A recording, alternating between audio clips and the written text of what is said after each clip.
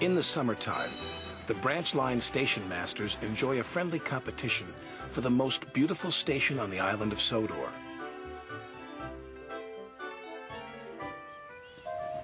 The engines love to help too. One evening, Sir Topham Hatt came to the sheds. "I want Percy to collect some flower bushes for Lower Tidmouth Station," he said. "They're at Maithwaite."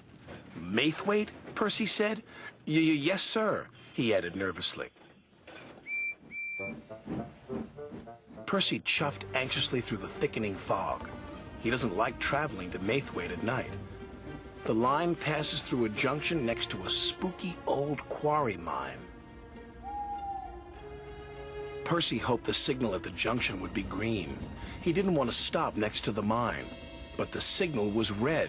He had to stop.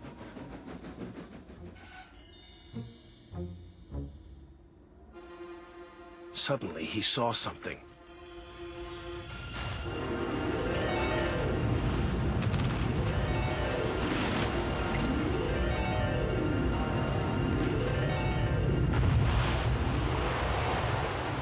"Bouncing buffers!" cried Percy.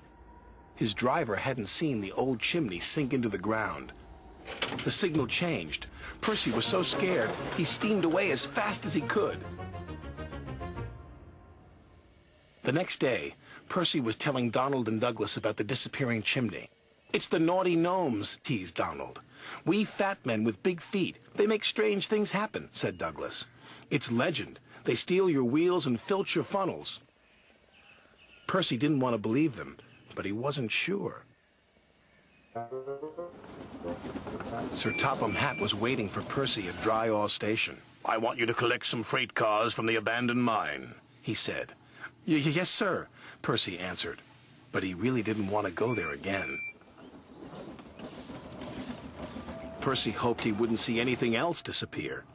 He slipped into the sidings and buffered up to the freight cars.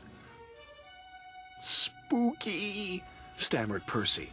Suddenly, another building at the old mine sank into the ground.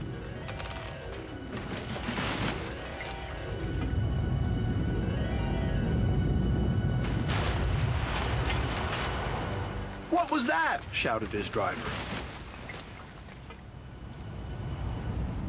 "Double bouncing buffers!" shrieked Percy.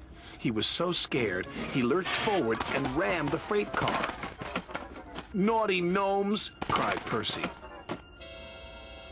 He steamed away faster than before, all the way back to Lower Tidmouth Station.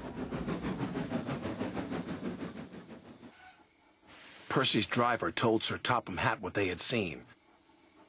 "It's the naughty gnomes," cried Percy. "They like to cause trouble. It's legend." "Nonsense," said Sir Topham Hatt. "The old buildings are collapsing into empty mine shafts, that's all." "But I saw the gnomes," protested Percy. "Of course you did," said Sir Topham Hatt. "Garden gnomes." "Garden gnomes?" "To decorate Lower Tidmouth Station," Sir Topham Hatt said. "They're not scary. Garden gnomes bring good luck." And he ordered Percy to return immediately and get them. Percy was scared, but he knew he had to be responsible, so he carried on. "I'm not scared. I'm not scared."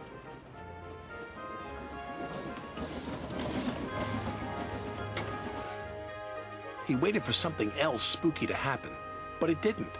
And Sir Topham Hatt was right. The garden gnomes weren't scary at all. His driver and firemen had collected the gnomes, and Percy took them straight back to Lower Tidmouth Station. Later that week, the station master thanked Percy. "We wouldn't have won our competition without your garden gnomes, Percy." Percy was very proud.